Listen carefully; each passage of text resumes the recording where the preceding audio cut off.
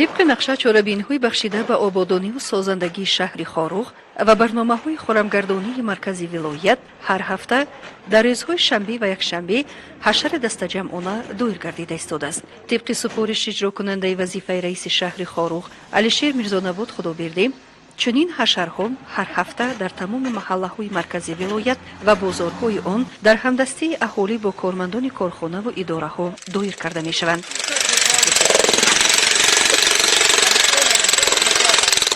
امروز در دو جماعت شهرک مرکز ولایت ساکنان به حشر برآمده در آبادانی خاروغ سهمگذاری نمودند. مخصوصا در بازار مرکزی شهر خاروغ این عمل با مسئولیت بلند با اشتراک تاجران و صاحبان دکان و مغازه‌ها ساکنان نزد بازار اقامت داشته برگزار گردید. تاجران بازار موظف گردیدند که در نزد دکان و مغازه‌های خویش راه و گرد و اطراف حدود برای آنها جدا کرده شده را از یخپاره و برف و پرتاب‌ها تازه نمایند. هفته دوم است که با سپارش اجرا کننده وظیفه رئیس شهر خاروغ هر شنبه و یکشنبه در جماعت شهرک شیرینشاه شوتیمور حشر گذرانده می شود. در برابر تاجران و سوداگران ساکنان محله هایی که نزدیک به راه هستند به حشر برآمدند.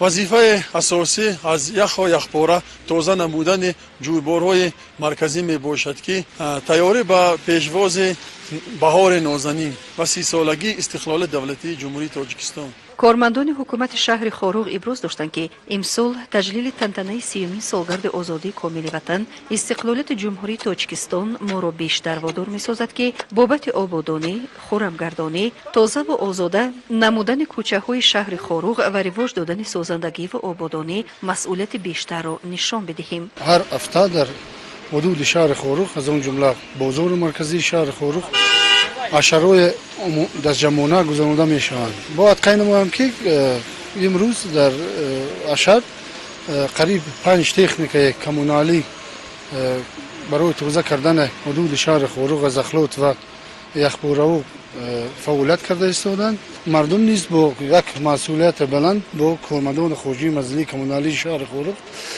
جویبارو و اخلاط‌های موجوده رو تازه کرده ایستادند.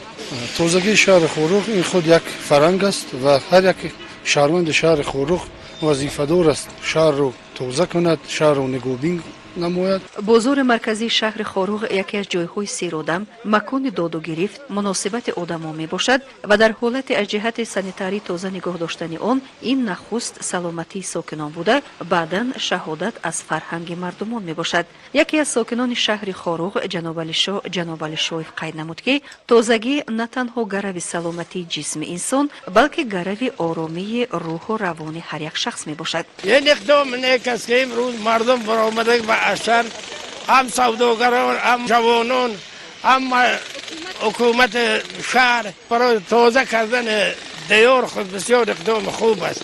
مردم بی‌پروا راه می‌گردد اگر نه خیلی نمی‌شود که اما وقت باید شهر تازه باشد، مردم تازه باشد. تازگی مردم وابسته به شهر است که شهر که تازه آباد بود مردم هم آباد میشد، ساز میشد.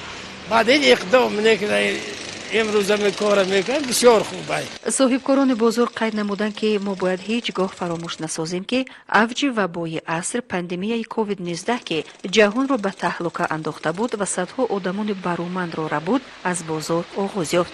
این بار دیگر ما را وادار می سازد که جایهای سیرادم را مخصوصا بازارها را که همه روزه هزارها آدمان از آن گذر دارند در حالت خوبی به طلبات سانیتاری گیگینی جوابگو نگاه داریم.